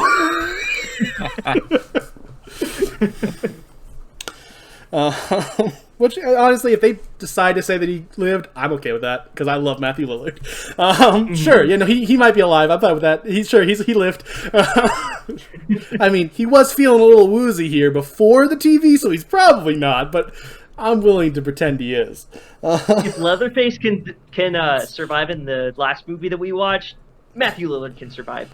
You know what? I agree. Bring back Everyone's Matthew allowed Lillard. to have mystical powers. Yeah.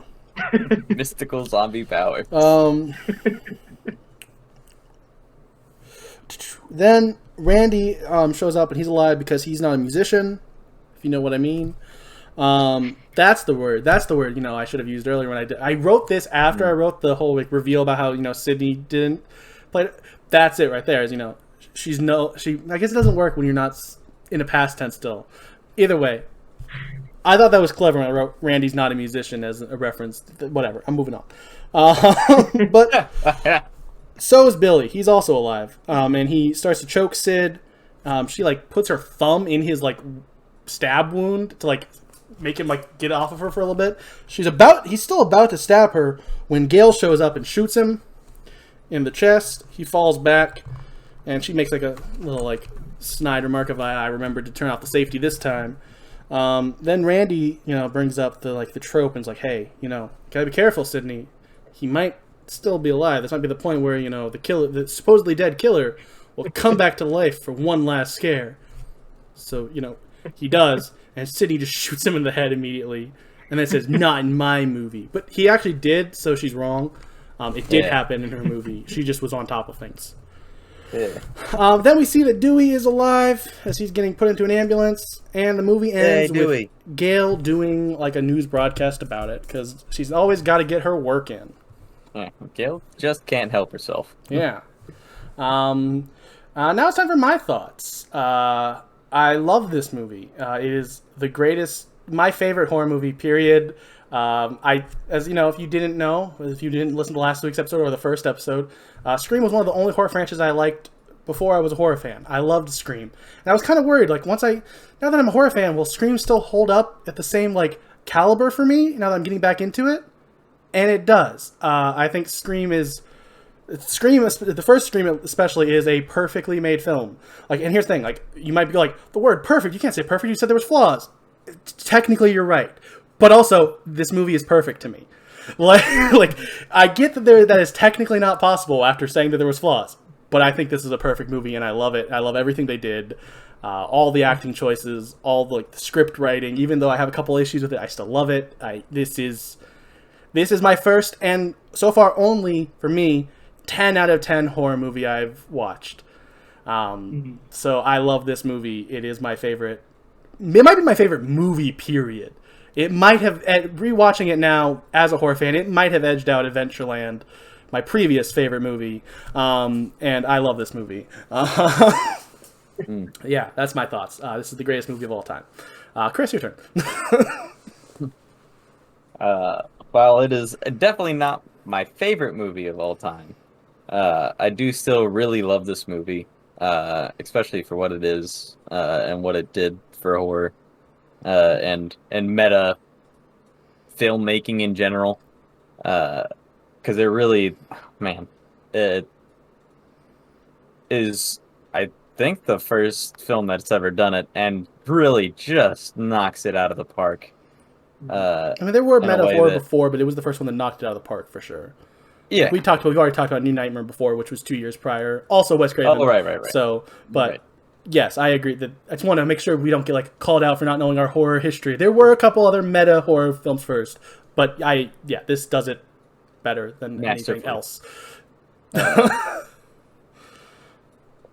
And the comedic tones are really solid but not overpowering, and it still has this overwhelming sense of suspense throughout the entire length of the film, but it's also still really funny at points. So I think it,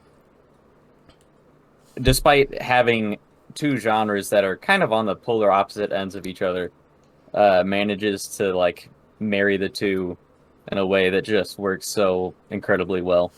And it's really impressive. Yeah, the script writing as well is just really well done.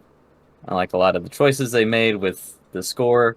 Like I said earlier in the podcast, when we get introduced to Billy Loomis to Don't Fear the Reaper, I was like, I like that. All right, yeah.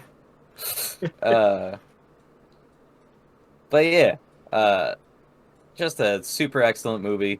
Watching it back for, I think, the second or third time, it definitely hasn't lost any of its charm. Love Matthew Lillard and his slobbering line delivery in that last act of the movie. I'm a little woozy, man. Yeah. I love this movie. This was actually the first time I had seen it. I wasn't allowed to watch a lot of stuff when I was a kid, so this was just one of those I hadn't gotten to. It's a great movie.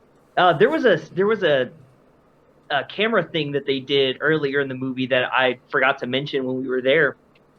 But in the scene with the Fonz, where he gets killed, and then also in the beginning, they do this really cool fisheye thing that just it's subtle enough that it makes you feel uneasy, but it's not so overbearing that that it feels like a Limp Bizkit music video. But it gives just enough of a it just makes you feel a little bit uneasy. And there's just a ton of things like that in this movie that are it's so well made. Yeah, it's a great movie. I guess the TLDR of my thoughts on this movie are Wes Craven, more like Yes Craven. Am I right?